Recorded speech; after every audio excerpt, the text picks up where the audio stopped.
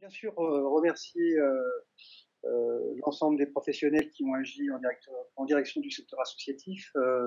et que bien sûr cette aide d'urgence d'1 million d'euros et le blocage des loyers est évidemment pertinente. Mais je voulais attirer votre attention évidemment sur la situation de la jeunesse nantaise, car à l'instar de leurs aînés, les jeunes ont été particulièrement touchés par la crise du Covid-19 et nombre d'entre eux vivent assez mal en fait cette période de confinement. C'est vrai que s'il semble qu'ils ne soient pas ou moins touchés, en tout cas par la maladie, ils souffrent néanmoins de maux moins visibles, qui sont également très dangereux dans cette période de leur vie, si importante dans la construction de jeunes adultes. En effet, on constate effectivement une montée du stress, de l'anxiété, traduite par des ruptures d'études, d'examens annulés ou reportés, évidemment une angoisse liée à la difficulté de trouver du travail et qui se cumule avec l'inquiétude déjà très présente d'un avenir climatique chaotique. À cela s'ajoute pour certains une forte précarisation et de l'isolement liée à la perte d'emploi ou faute de ne pouvoir en trouver en fait. C'est pour ça qu'ils ne sont pas toujours bien identifiés dans les statistiques. Et puis, ces pertes d'emploi, ces jobs, l'ensemble de ces petits revenus complémentaires, bon nombre d'étudiants, de jeunes salariés qui les met en grande précarité. Et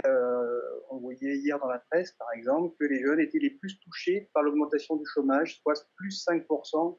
5 pour les moins de 25 ans sur le premier trimestre 2020, soit près de 47 000 jeunes. On constate aussi, évidemment, pour un certain nombre, une forme de désœuvrement, pour une minorité d'entre eux, bien sûr, mais qui ont perdu leurs repères, faute d'adultes présents à leur côté. Et à ce sujet, c'est vrai que sur l'espace public aujourd'hui,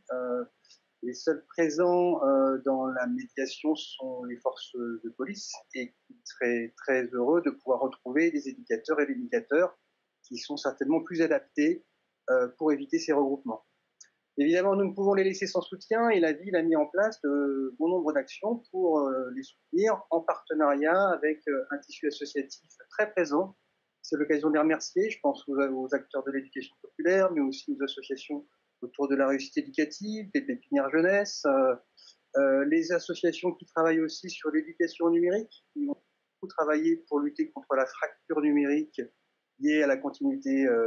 scolaire, et puis aussi d'autres institutions comme le CROUS, la DPS, le département qui a mis à disposition du matériel informatique qui est important dans la période. Donc c'est l'occasion de les remercier, mais aussi d'envoyer des signaux forts pour les soutenir,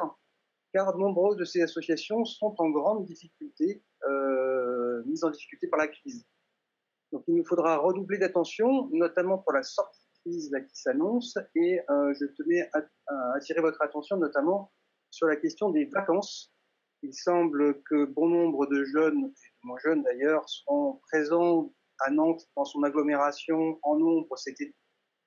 Il va falloir forcément adapter les services, l'offre de loisirs évidemment en fonction des conditions sanitaires et du respect des gestes barrières, et donc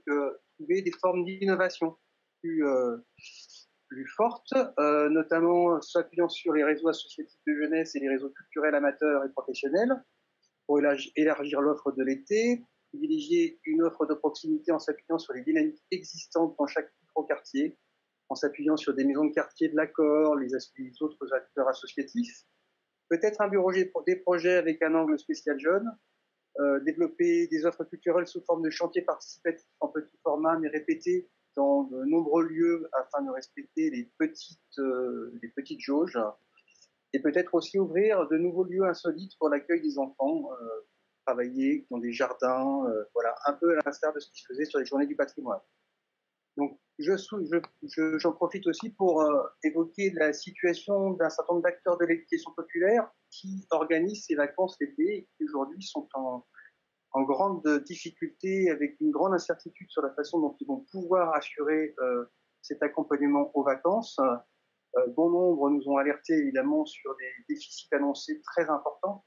Donc ce million d'euros aujourd'hui d'aide d'urgence, malheureusement, ne pourra pas suffire à combler ce déficit annoncé. Et je me permets de me faire le relais en tout cas de ces associations qui ont sollicité l'État et le gouvernement, notamment sur un moratoire autour du SNU, dont le déploiement coûterait 1,5 milliard dans les semaines et mois à venir pour le déploiement de ce SNU, et cette somme serait peut-être la bienvenue pour soutenir ces acteurs associatifs et de l'éducation populaire afin de leur permettre de continuer d'assurer leur mission.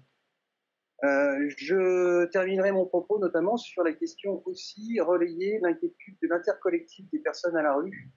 qui a écrit à tous les maires de la métropole. Ces associations craignent la remise à la rue de centaines de personnes qui sont hébergées en hôtel pendant le confinement. L'État, via le préfet, doit faire part de ses intentions et la ville est invitée par les associations à accompagner cette sortie de confinement en lien avec elles, notamment par la mise à disposition de locaux en petite unité ou la réquisition de logements inoccupés. Voilà, je vous remercie pour votre attention.